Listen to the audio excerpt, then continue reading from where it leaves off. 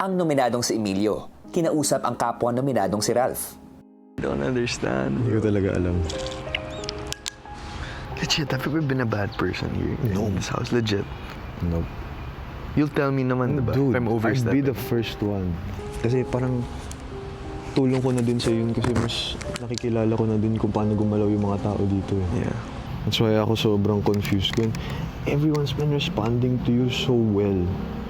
So I guess that's weird thing. Kaya parang lahat nakakasundo mo, lahat tumatawa pag nagjo-joke ka, pag kumukulit ka. Kaya hindi ko talaga maintindihan. I was like, It's weird, bro. where did that come from?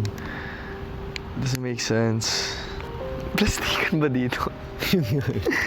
Mapapaisip ka din eh. Mapapaisip ka talaga, bro. Mapapaisip ka Parang- talaga. That's the game. We're gonna have to do it anyway. Maya-maya pa, sumali ng iba pang housemate sa usapang nominasyon.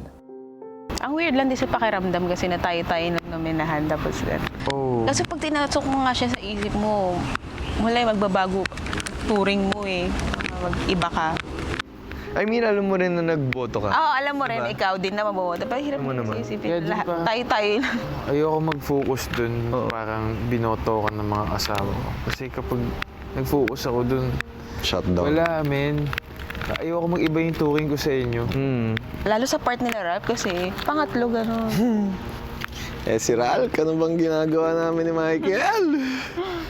So hard. Baka yung duo nyo rin yung kami. Ay, di naman direct sa inyo. Shubi talaga. Shubi talaga walang preno eh, no? Ay, parang ano ba yun? Sorry. Ay, sa ganun, yung parang ang sinasabi ko lang sa inyo ngayon, baka huwag kayo ma-feel bad, baka yung duo nyo.